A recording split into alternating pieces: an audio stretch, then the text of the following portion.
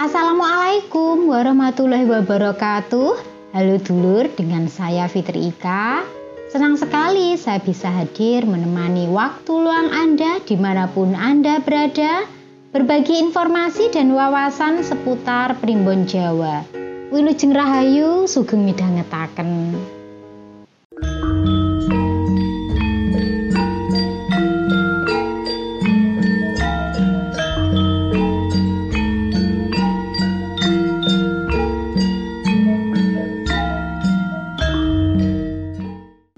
Di video kali ini saya akan membahas tentang weton-weton mana sajakah yang disegani atau disungkani oleh bangsa makhluk gaib. Bahkan di antara mereka ini ada yang sendika dawuh ya, atau menurut. Nah, faktor apa sajakah yang menyebabkan makhluk gaib ini bisa sendika dawuh, segan ataupun sungkan dengan weton-weton ini? Pada dasarnya makhluk dari alam gaib itu sama dengan kita ya, memiliki rasa segan, rasa sungkan dan juga rasa hormat. Nah, namun tidak semua makhluk dari alam gaib ini segan kepada manusia, tergantung manusianya. Dan di sini akan saya bahas weton-weton yang disegani maupun disungkani oleh makhluk alam gaib, yang mana weton-weton tersebut memiliki faktor yang mana dia bisa disegani oleh makhluk gaib. Yang pertama tentunya itu adalah dari tingkat ilmunya yang mumpuni ya, itu sudah pasti. Karena ilmu yang mumpuni itu apalagi lebih tinggi dari ilmunya yang dimiliki oleh makhluk tak kasat mata. Sama dengan halnya manusia ya. Manusia kalau memiliki kelebihan lain, memiliki sesuatu yang berbeda lebih daripada manusia yang lainnya, maka dia akan dihormati dan disegani. Begitupun di bangsa lelembut ataupun alam gaib. Kalau memiliki ilmu yang mumpuni, memiliki kelebihan dari mereka, pastilah disegani, disungkani.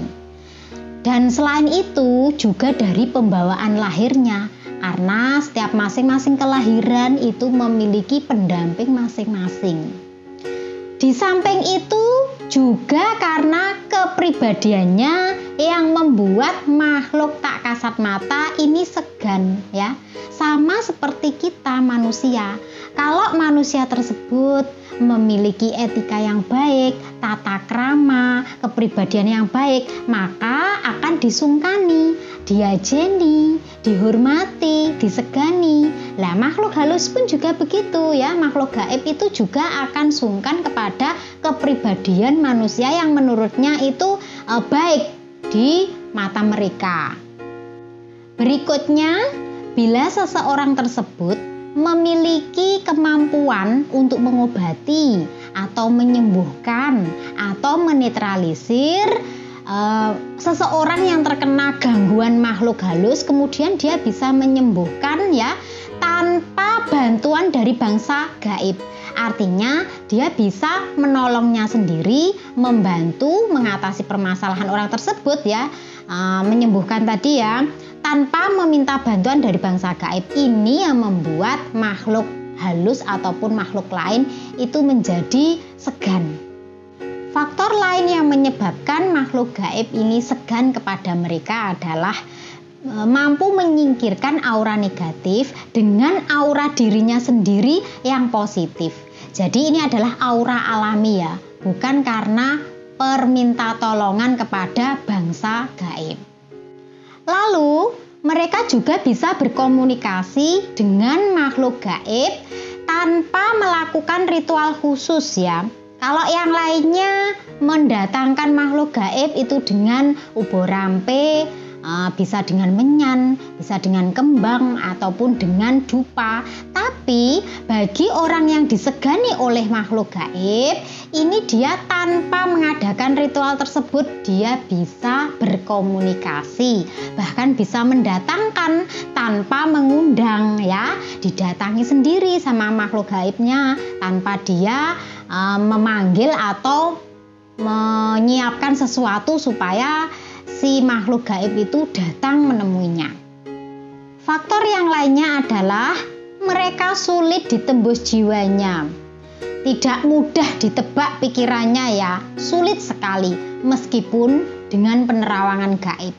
Itu artinya ketika Anda ingin mengetahui jalan pikirannya, itu tidak akan mudah ya, walaupun dengan cara penerawangan sekalipun.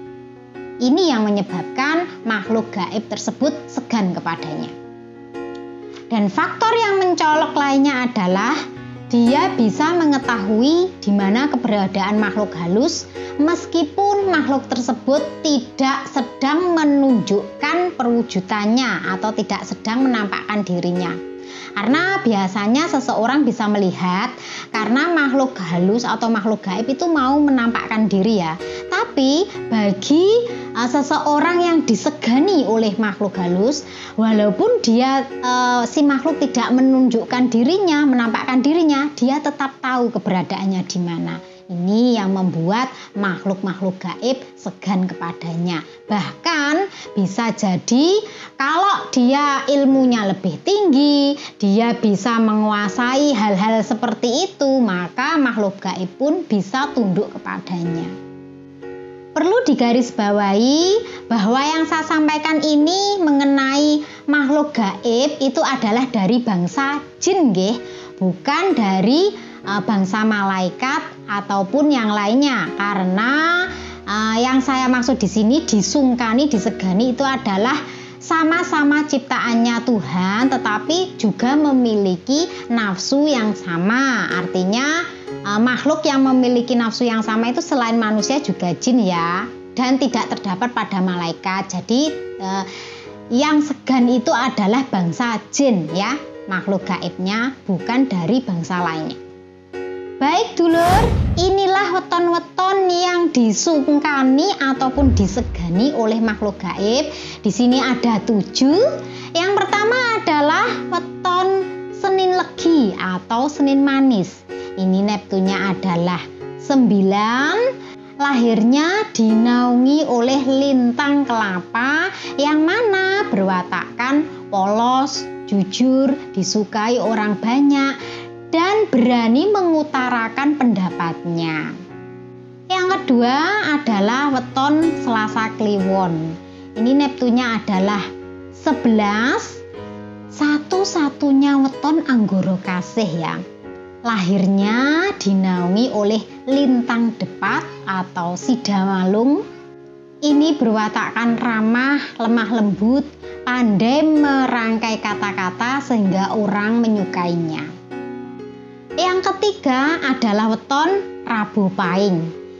Neptunya adalah 16. Ini lahirnya dinaungi oleh lintang Gajah Mina yang mana wataknya ini fokus dan serius dengan apa yang dilakukan maupun dikerjakan, serta pandai memahami dan menafsirkan keadaan. Jadi dia bisa membaca situasi dan kondisi ya. Weton yang disungkani, disegani oleh makhluk gaib berikutnya adalah Jumat Legi atau Jumat Manis. Neptunya adalah 11. Ini lahirnya dinaungi oleh lintang Angsa Mekem. Nah ini berwatakkan murah hati, suka menolong pada orang yang layak ditolong. Jadi menolongnya itu karena orang tersebut memang layak untuk ditolong ya. Yang kelima adalah weton Jumat Wage. Neptunya adalah 10. Lahirnya dinaungi oleh lintang Magelut. Ini suka dengan bertapa ya. Yang keenam adalah weton Sabtu Kliwon.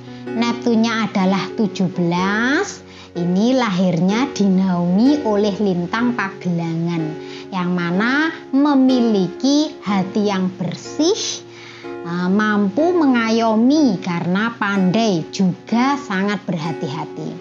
Sabtu Kliwon ini juga disebut dengan paku bumi, yaitu yang menyeimbangkan bumi antara baik dan buruknya. Dan yang ketujuh adalah weton Minggu Pon. Nilai Neptunnya adalah 12. Minggu Pon ini lahirnya dinaungi oleh lintang Patrem, yang mana pandai menyembunyikan perasaan di hatinya dan juga pandai membela diri dalam pembicaraan. Baik dulur, itu tadi mengenai penjelasan 7 weton yang disegani dan disungkani oleh makhluk gaib. Mudah-mudahan informasi ini bisa bermanfaat bagi panjenengan untuk menambah wawasan. Saya mohon maaf apabila ada kekurangan dalam penjelasan. Terima kasih untuk yang sudah menyimak dan mendukung Fitka Channel. Saya Fitri Ika. Wassalamualaikum warahmatullahi wabarakatuh.